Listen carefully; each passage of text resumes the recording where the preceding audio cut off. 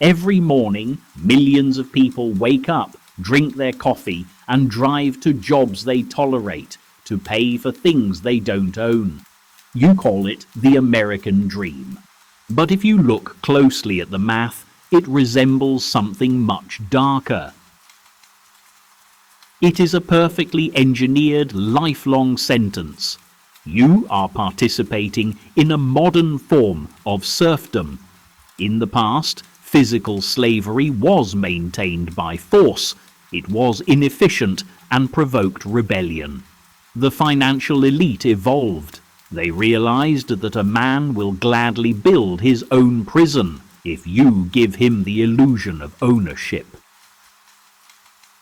In our previous investigation, we exposed the 1971 deception.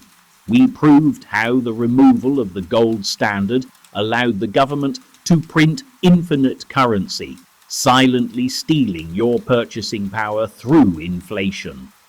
But that left the system with a massive problem. If salaries were stagnating and prices were skyrocketing, how could the middle class continue to consume? How could the corporations keep making record profits if the people were broke? The answer was a psychological masterstroke. They didn't give you a raise, they gave you debt. Let's start with the ultimate symbol of success, the 30-year mortgage. You are taught from birth that buying a house is your path to wealth. But a mortgage is not a wealth-building tool for you. It is a wealth extraction tool for the bank.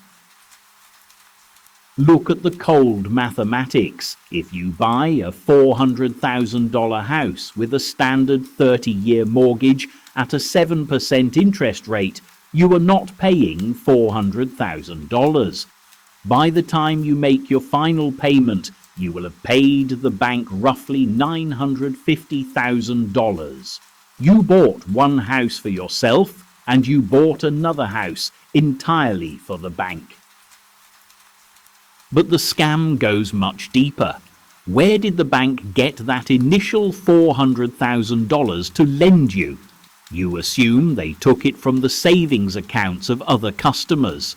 You are wrong. Under the system of fractional reserve banking, the bank did not have the money. The moment you signed the contract, the bank literally created those digital dollars out of thin air. They typed the numbers into a computer. It cost them nothing. But how do you pay them back?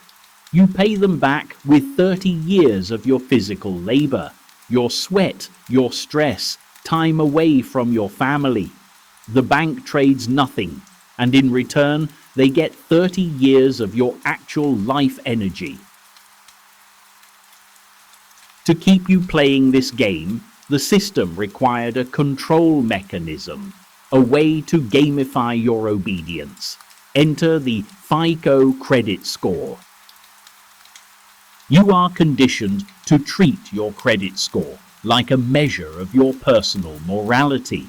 A high score means you are a good, responsible citizen. But here is a historical fact that will shatter your perspective. The FICO score did not exist until 1989.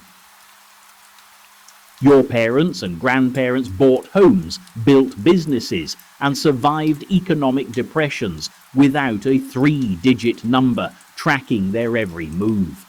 The credit score is a brand new invention, and it was not designed to protect you. It does not measure your wealth. It does not measure your income or how much cash you have in the bank.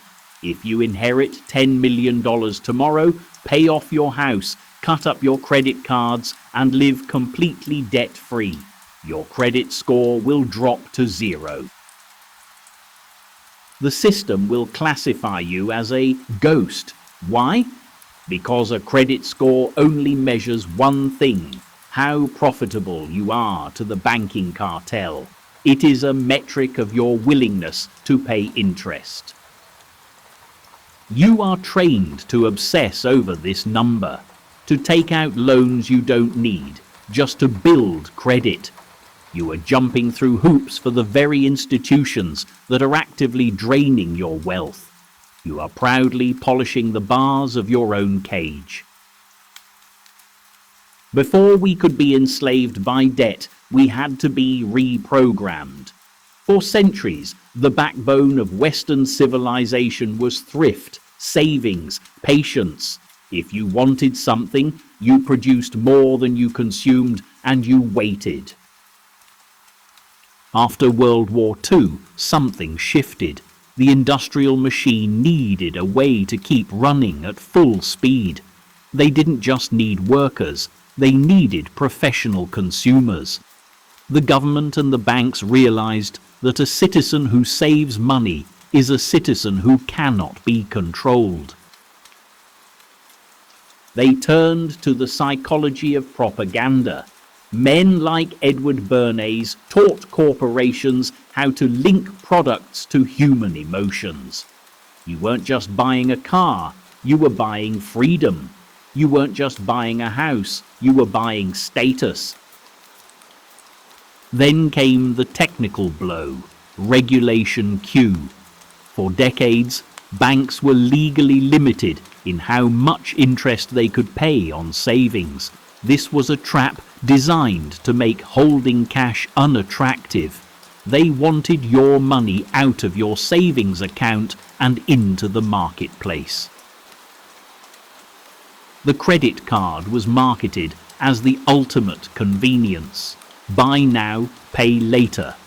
But what they didn't tell you is that pay later meant paying with your future. Every dollar you borrow today is a dollar plus interest you must earn tomorrow. This is lifestyle inflation. The system is designed to make sure that as soon as you earn more, you spend more. You are kept on a treadmill. You are a hamster in a golden wheel, running faster and faster, but the debt always grows faster than your legs can move. While you were distracted by your FICO score, a much larger game was being played. Large institutional investors, like BlackRock and Vanguard, began a coordinated campaign to buy up single-family homes across America. Why? They are moving us toward a rental economy. They don't want you to have a mortgage anymore. They want you to have a subscription. If you own a home, you have equity, you have power. If you rent your life, you are a permanent revenue stream for a corporation. Remember the Cantillon effect from our last chapter? When the Federal Reserve prints money, the banks get it at 0% interest. They use that free money to buy the houses before you can even save for a down payment. They use the money they stole from you via inflation to buy the assets you were trying to save for. But here is the ultimate insult. The elite use debt differently than you. While you use debt to buy liabilities like cars and clothes, they use debt to avoid taxes. This is the strategy called buy, borrow, die. To escape this trap, you must reverse the flow. You must stop being the product and start being the player. Step 1. Kill your bad debt. If it doesn't pay you, don't borrow for it. Step 2.